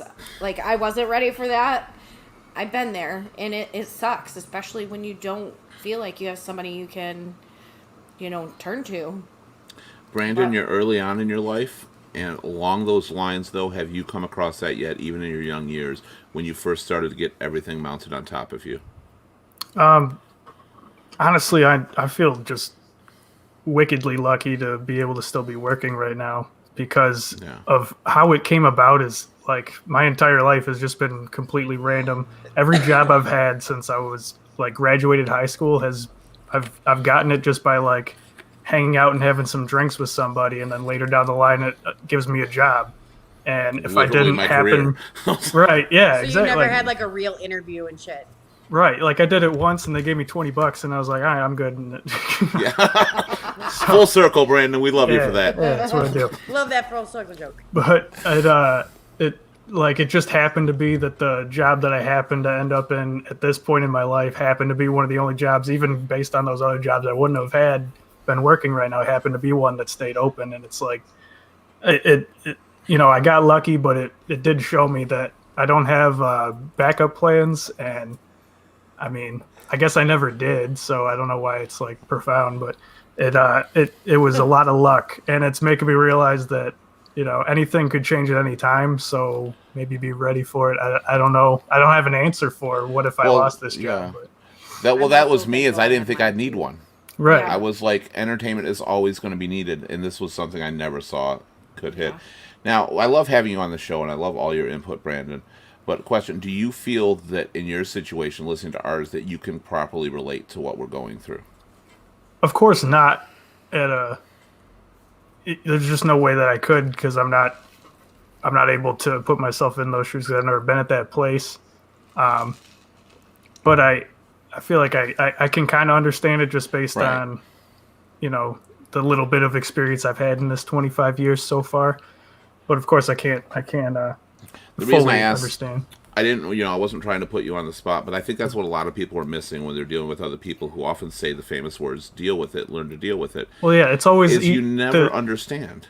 Yeah. the go ahead. people in comfort are always able to tell the people that are stuck outside, hey, you'll be fine, right? But Yeah. you're the one up there in comfort. You're not down there. You often don't realize, it's the same with me and Nikki's situation when she was dealing without a home for a while, or Karen's situation with your leg. That was a big change for you on there. That you don't understand how many other variables besides that immediate thing are affecting people. Right. So when people, just a reminder is the basis of the show, when people get in those moods, be there. Try to be Yeah. there for them. And now we're going to take things, if you notice, I've been trying to progress our stages of life with this topic. And we're going to the final one. This is where we're bringing our friend Bill, who I have missed this show so far. I'm glad to have you, Bill, on here. He says, when you're grown and the parent becomes relying on you physically, you are grounded. And who has had to take care of a parent? And if I'm the only one, it's going to be a short topic. No, I didn't have to. I I might was have with to you. soon. So I was with you when you took care of Mom and Grandma. And Grandma. well, you were there for Frank, too. I was there a little bit for Frank too. Yeah. Um, My stepdad. when by the I way. was extremely young, my mother took in my grandmother, who didn't even know who I was when I was young. Aw. That was when I was like 12, 13 years old. And I used to have to take care of her, like on the weekends when my mom needed a break to sleep in. This is I used to go to school all week. the reason I'm going to the topic of that is that's when you're grounded, and this is the one time of your life where your grounding does not have a good outcome. Right. Right. Unfortunately, you're going to lose the parent. And don't get me wrong, your grounding will be over. because you're no longer taking care of them, but your life is forever changed, and it's not Right. the same. It's not there. Bill, that's just a deep one. I've probably been through that more than the people on this panel, unfortunately, which I understand. So I don't want to go too far in it. Debbie says her mom took care of her grandma for 20 years remotely. Well, that's because she lived to 101 years old. Oh, well. She was a That beast was- of a lady, dude. I'm going to say, yeah. We threw her 100th birthday, and just to show you at 100 years old how sharp this woman was, this one person came, and this person was probably 75, 80. She's like, I don't know if you remember me, but at 100 years old, my great grandma cut her off and went, we used to be on a bowling league, and there was this one night where, and like laid out everything that happened. She's like, I cannot believe you remember that. Your mom also says that COVID had hit right after the funeral. I mean, you're one of the you're not lucky as far as losing anybody. Well, 101. I mean, that's a great life. Yeah. And she obviously had you guys in it, and you guys seem amazing on there. But a lot of people lost that ability too. That's where they can't even go to funerals or see people. Yeah, and Like, weddings and all that stuff Yeah. is weird. now. That's where you kind of got to question: did my loved one do this on purpose? Did she know it was happening? Did she want to make sure that everybody could say goodbye and didn't want to? Yeah. Like deep down, you always wonder if there's a purpose back there. Or there's a reason for it. I have a girlfriend who lost her mom. She's right before COVID hit. She said the same thing. Like, all her loved ones wouldn't have been able to gather.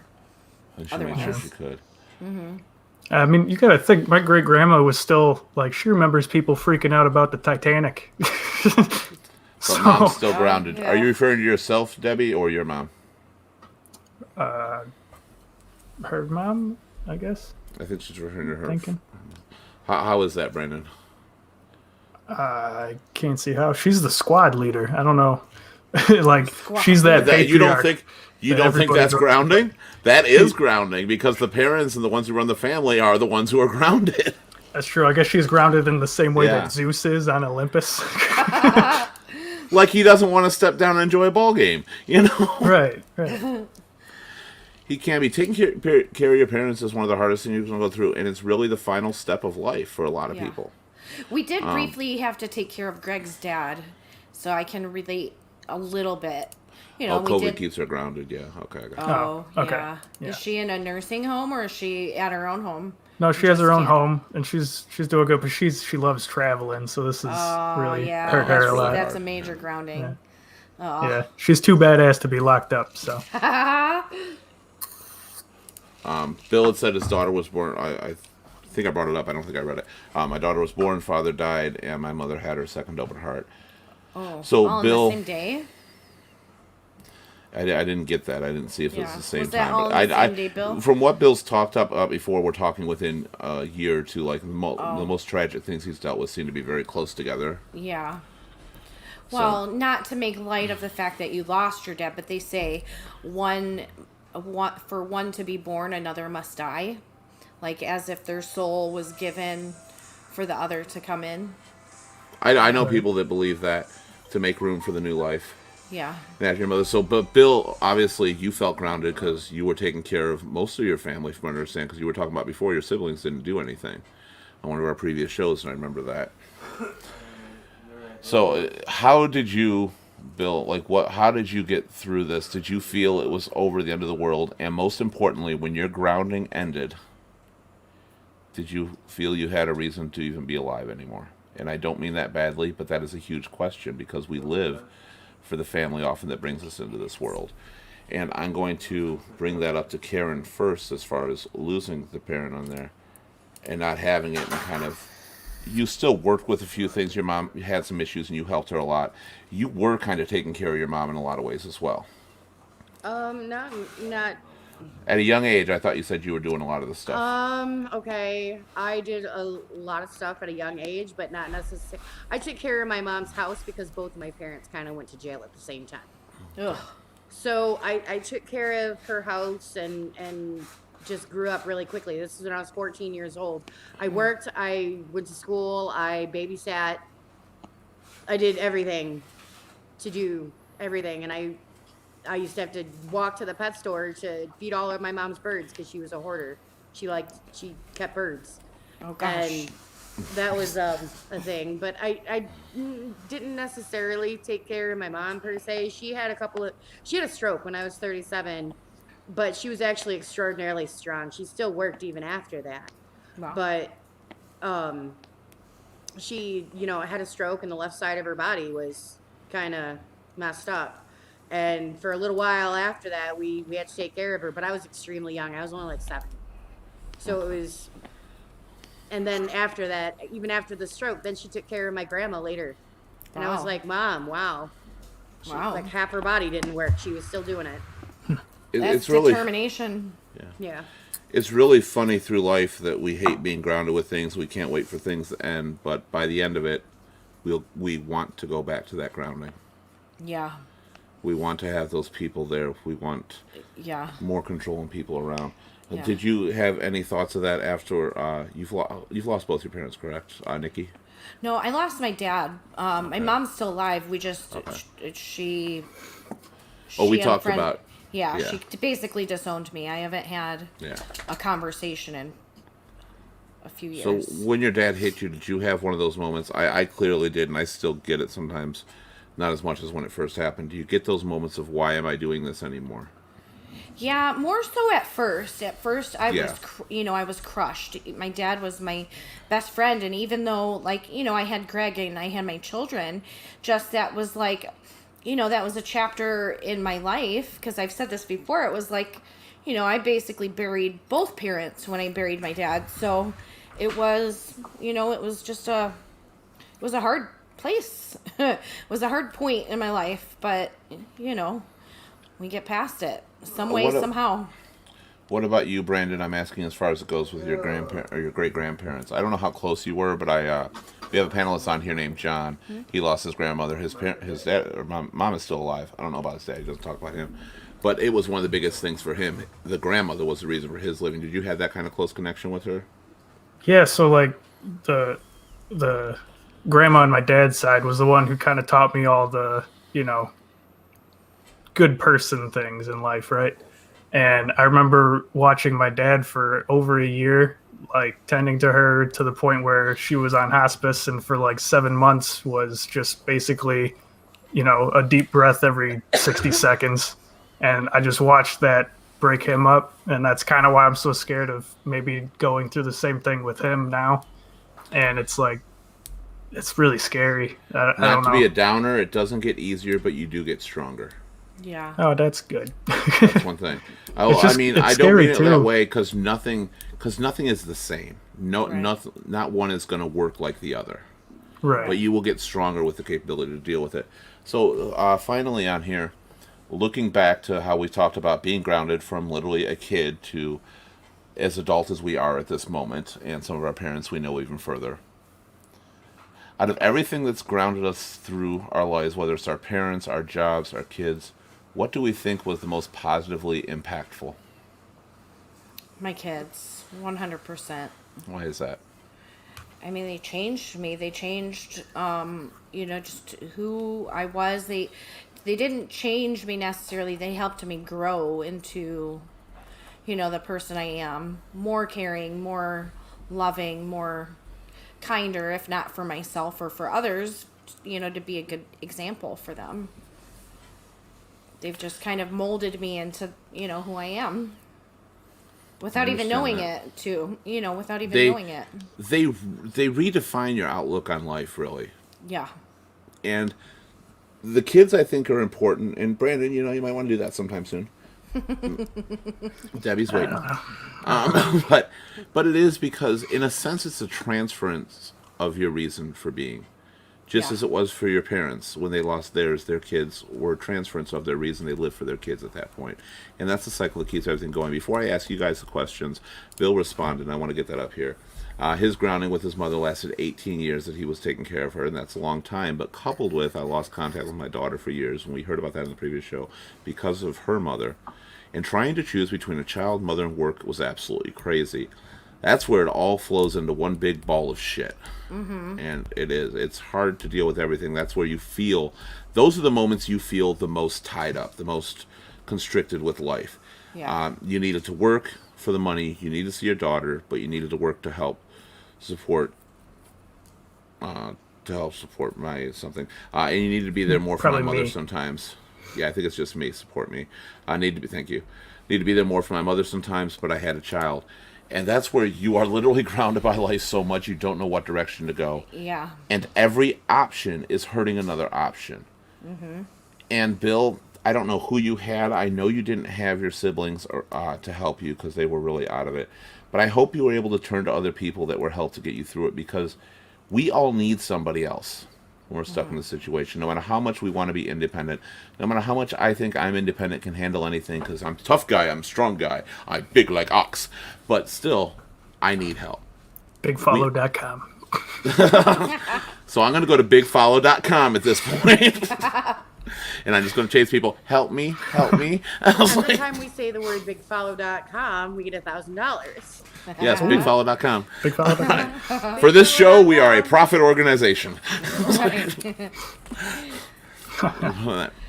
Okay, now I'm going to go to the same question with Nikki. I'm going to go to Brandon, because you're kind of the middle of the road here. You haven't gotten to deal with everything yet, but you've dealt with a lot in your life, without question. So of all the groundings you've possibly had, whether life threw them at you or your parents grounded you for some reason, what do you think was the most impactful positively in your life? I'm sure that what's coming is going to be more impactful, but so For far, sure. But we always have up to a point.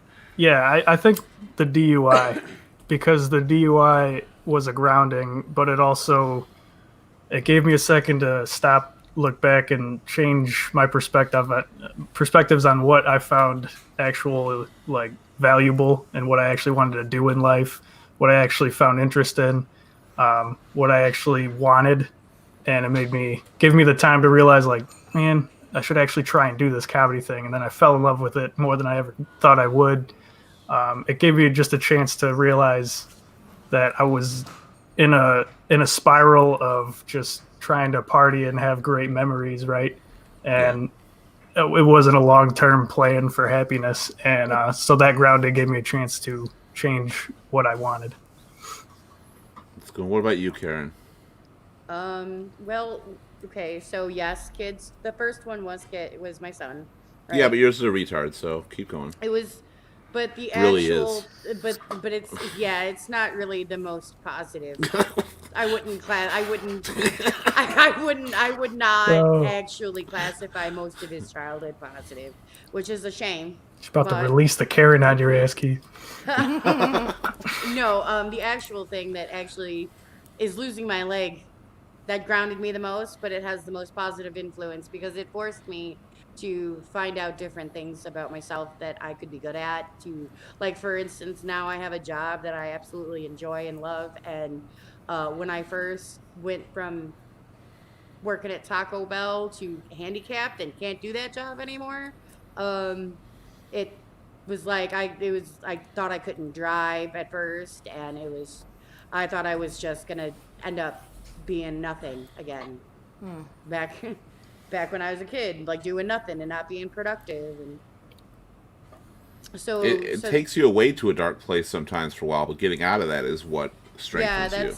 That's That's what why we got to keep score in kids' baseball games so that not everybody can win, because if you don't lose, you don't learn how to win. That's the point on there. Mine was definitely the death of my fiance.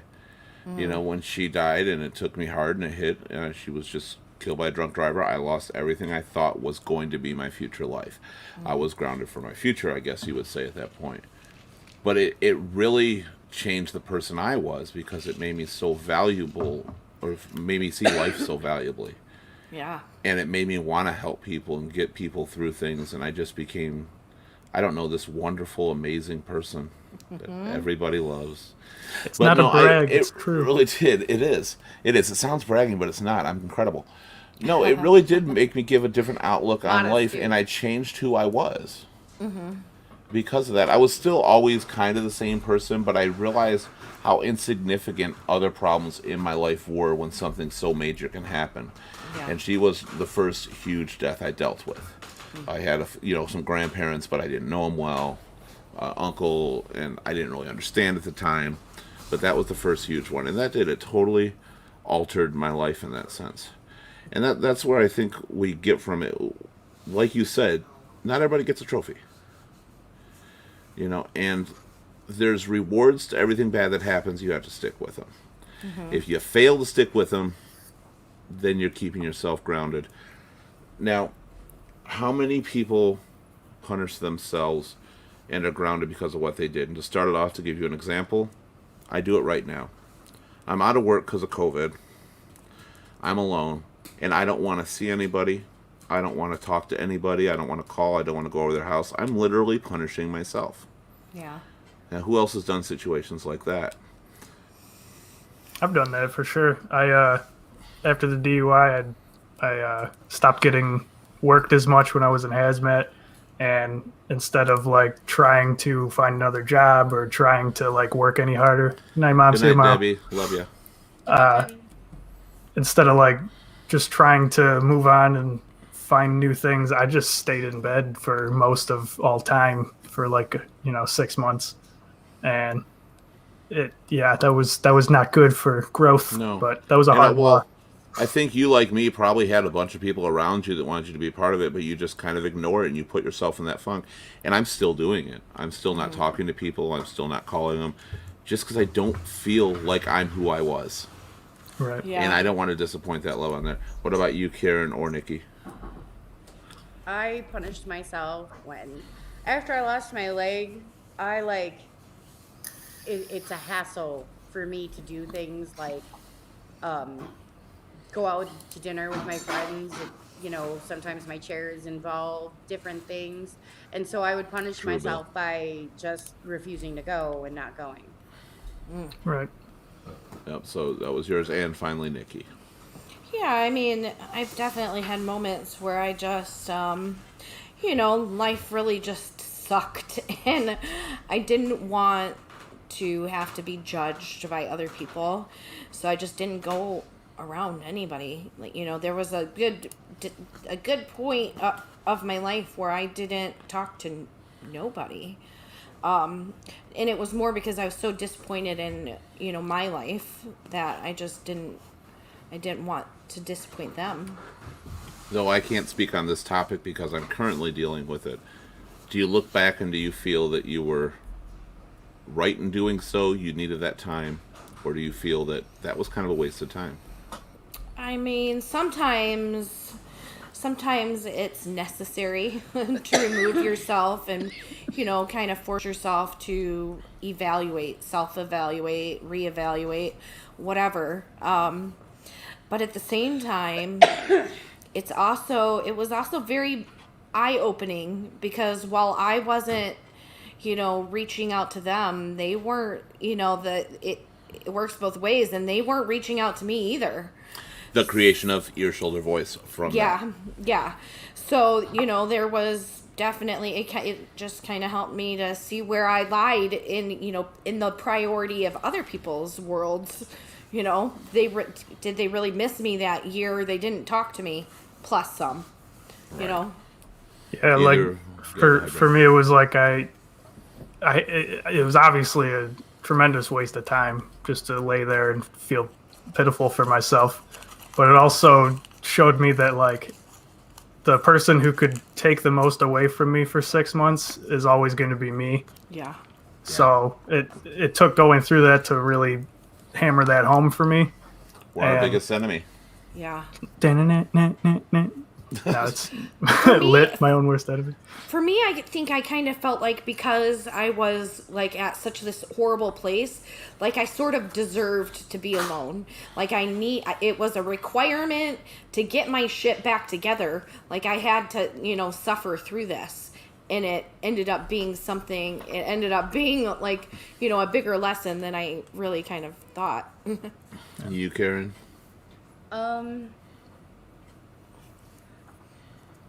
Yes and no.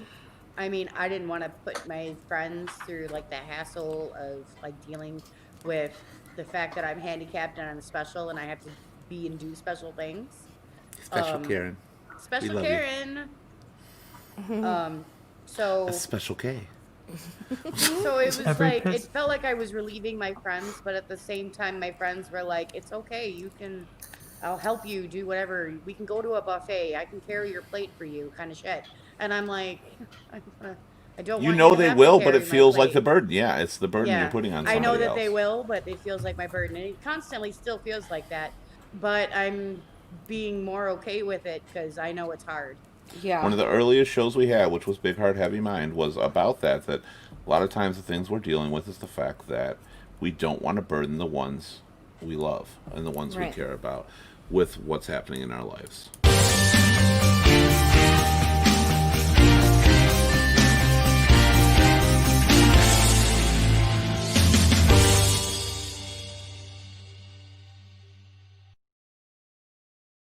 So what's the deal, Brandon? No drumming, no nothing during any of this time? Like I totally missed out on it. I go right to you to see what you're doing.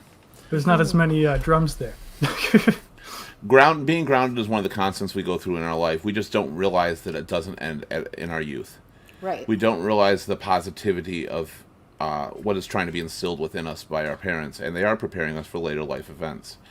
It's very important because life comes at you whether you're ready for it or not.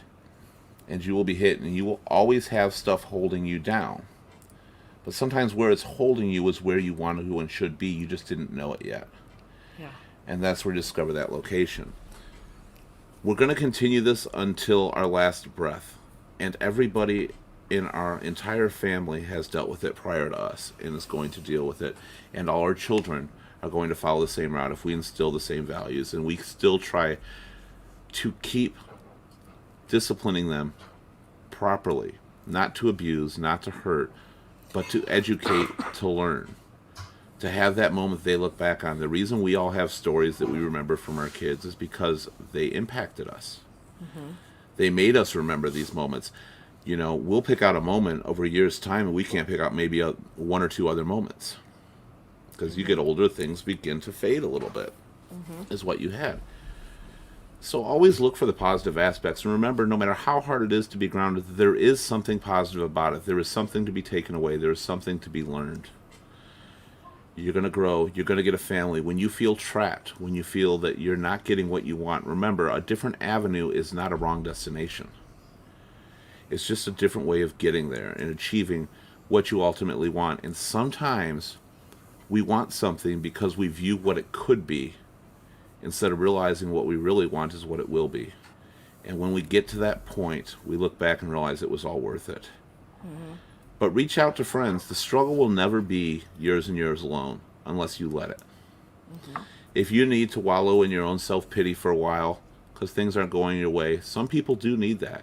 It's a chance to reflect on themselves and something to look back onto.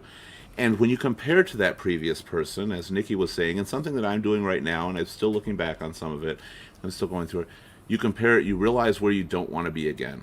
And again, strength comes from that. Or you could be like Brandon and do it and look back and say, that was a waste of my fucking life to be that way for a while. Yeah.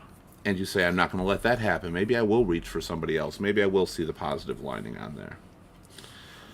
Life continues. It is what we make of it. But if you expect it to go through without consequence, without punishment, without feeling trapped, and without everything going perfectly your way, you're not experiencing the full value of your existence. So always keep that positive attitude. Once again, I am Keith Litfin. This has been Ear, Shoulder, Voice. Today's topic was Grounded for Life. We were talking about pretty much how somebody is always in control of us. Something is always in control of us. But we need that. There are guides.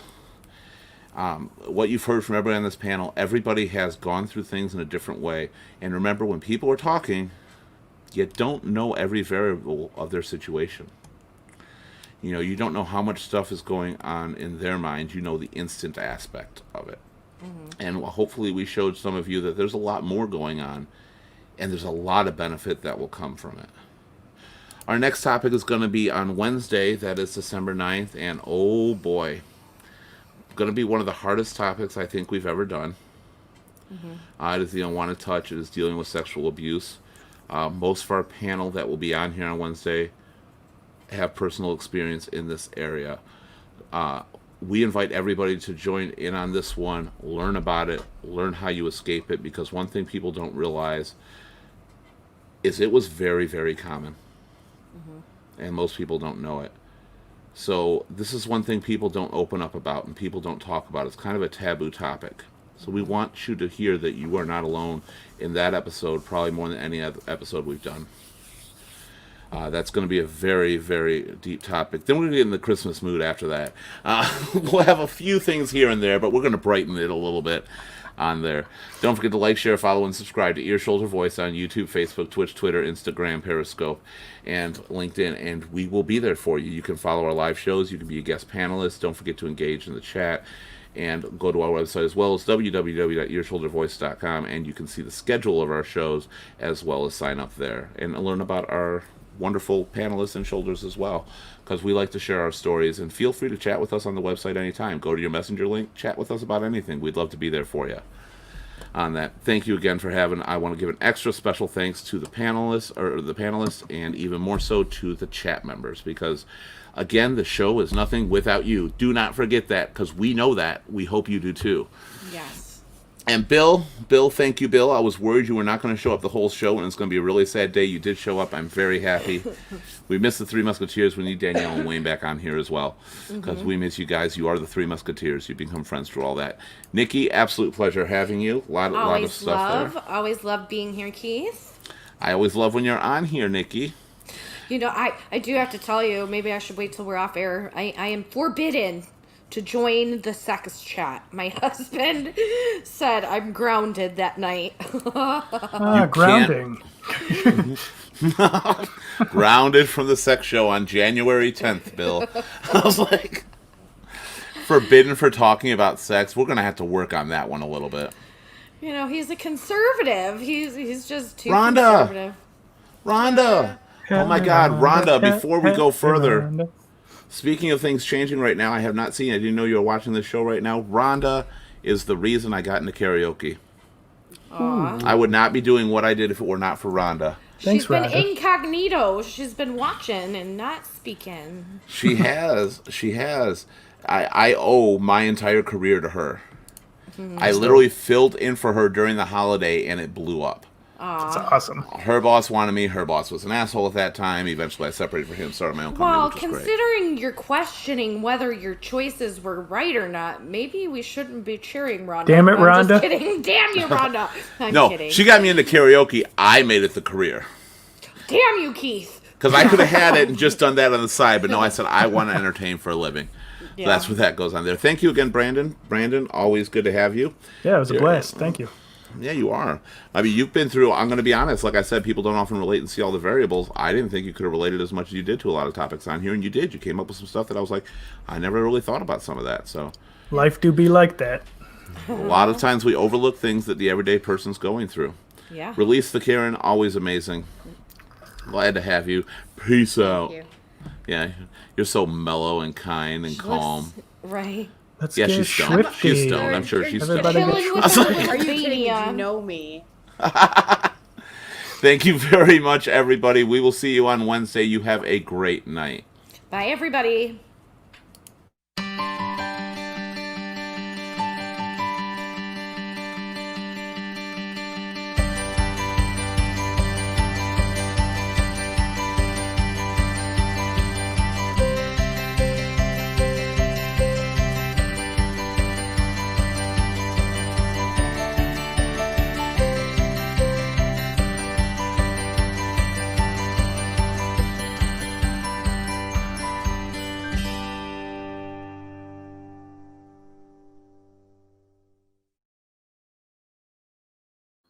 Thank you, Brandon. You're Thank welcome. you so much, Brandon. I appreciate that. Was he playing? There wasn't music? even drums in that song, but he was rocking out on some drums on that one in the background. And Rhonda, again, I love the shit out of you. I miss you so much. I hope I can see you again.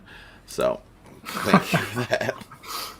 Well, So, you know, Keith, have you considered, like, maybe doing some Podcast? schooling to advance yourself into No, I'm something already good different? at everything I do.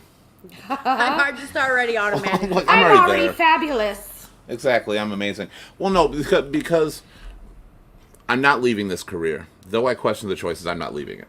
I know that. Yeah. It's just a matter of when I can actually start Do it regularly again. relying on this career again, because I am starting from scratch again. I know that. Yeah. Yeah. But the joy that has actually been brought into my life, I can't replace regardless of the stress. Like seeing every one of you when I get to see you up there, and the thousands upon thousands of other people, just they make my life. yeah. They are my definition.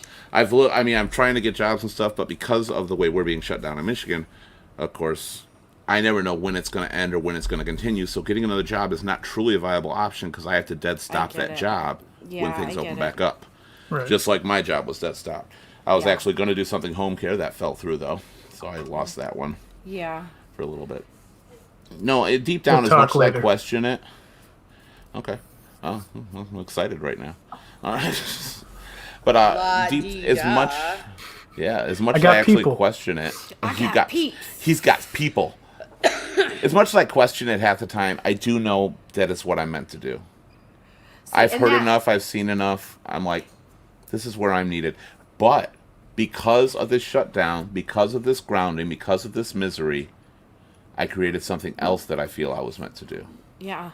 And And it's that is that the show. burning desire in your gut, I believe, is because it's you're destined to do it. You are meant to do certain things. And when you have that like just burning desire, that's like your subconscious mind trying to push you there. Or your guardian angel or whatever you want to, however you want to look at it. Yeah, when Keith's running karaoke, you look at that guy and go, that guy's supposed to be doing that. Yeah. That's what my inspiration is. That's why I hang on to it. It is literally what everybody else says that makes me hang on to it. It's hearing that. It's just knowing you're changing lives. Yeah. And that is truly what makes me happy. You should And I get do. into And this like is another thing that's doing it. expand into like DJing weddings and stuff. I Or do get an all that. OnlyFans. Oh. He already Well then does you all need that. to I got you- one. You Nice. need to get me some I'm on business Chatterbait cards. too. That's bomb. Listen, Fat Lover 53. get me some business cards or something because I'm forever coming across people looking for DJs for weddings, for graduation, for whatever. And I have one person in my Rolodex who I might occasionally refer, but usually I'm skipping past that because I didn't Yeah. realize you did weddings. I was thinking. Yeah, I was do just it all. at Well, first. when it hit, that was the thing, is because my summer is all mostly weddings and grab Yeah. parties and all that. That's what Yeah. summer is. That's my Yeah. money making time. And Yeah. it was just canceled because you couldn't Yeah, have any I get know. together. So even the bars closing down, I literally was almost at the point like I can quit DJing myself, which I wouldn't do, but maybe not so much. Yeah. But quit DJing myself and still make a comfortable living because I had enough out there going on. Yeah. And that's from scratch. And I would live off mostly my summers. But Yeah. yeah, it all stopped. I do I'm so booked usually in the summer. But hey, it's going to come back. I Yeah, I have have a lot of faith in that. Last summer you were double booked a lot of times. Yeah, I was double booked actually this summer too because when we opened up briefly, everybody tried to booked you. reschedule their shit and most of them Yeah. had already put deposits down, so I had to kind of do what I could do. Yeah. Some I had to swap out, like I got a different DJ for you, but we're going to do this because it was Gosh. double. Well, I pray that shit gets back to normal because It will. It's going to get back to normal. It's going I to be just different. but it's fear. gonna I get to fear normal. when it opens back up, we're gonna have lost some really good long-term companies or businesses who couldn't Yeah. stay open. There's Yeah. we But went you know on- what? It'd be like a roaring Every- 20s. Yeah. But you Literally. know what my thing is? I know it's really hard, and I know people are struggling and they're suffering, just like myself and other ones.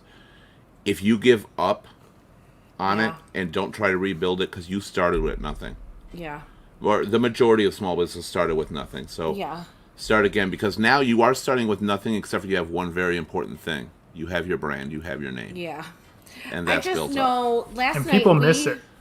Yeah, people do miss it, but they're just not giving up. Like, if they take another summer away, man, there's going to be civil Yeah. war just over that. But Yeah. we took a family drive up. We went downtown to see the lights downtown, which it was lame because, just how they redirect traffic. It's just so lame. Anyways, I said, you know what? We're going to go up Jefferson and see the lights. The lights are always so amazing. Those big, beautiful houses on Jefferson. It was like a ghost town, you guys. There was Yeah. maybe a third of what usually does it. There was like maybe a third of There's the not. homes, Some people if are still that. in the spirit, and I really admire that. I can't bring myself really to, Yeah. and a lot of people are getting into the spirit, though. I'm still liking that. Well, it makes it, But I'm I'm talking in hoping- like gross plate and stuff. That Yeah. just kind of shows like some people really took hits, hard hits. I'm hoping we don't lose it. I know that people are talking about we're having a shutdown probably coming up. Not getting into politics, so I don't want to discuss any of that. With new president, we might have a shutdown coming up or whatever. And as far as I'm concerned, you don't take another summer. Do what you got to do for one reason. Because I know for a fact that during the winter, everybody's bitching. I don't want to fucking go to work. I don't want to deal with this fucking snow. I just want to stay inside by the fireplace, wish granted, and enjoy this moment. Like, Right. we don't God, want I to. wish people didn't need metal. I know, but I mean, no, you're gonna have to, because either way, we're going through shit. You got to look in the positive aspect. We're gonna get things back. Yeah. It's gonna be a break. It's gonna be a delay. We've lost stuff before. Our businesses, our families have all gone up and downhill. We will get back. Stay positive, everybody on there, because that's the most important thing to do. Yeah, but unfortunately, the fact of the matter is, everybody is one paycheck away from being homeless. Right. Essentially. No, I know. I'm along those lines as well. I Yeah. totally do. I don't mean that. I'm just saying you got to pick something positive, because I know. we were one paycheck away from being homeless in June. Yeah. And here we are in December still hanging on. So I keep know. that faith Yeah. and keep Yeah. that hanging on. You're right. It's the most important thing you can do, because, again, we felt like we were going to lose everything in April, May, June, Yeah. and we're still here. So Yeah. don't think it's the end of the world until it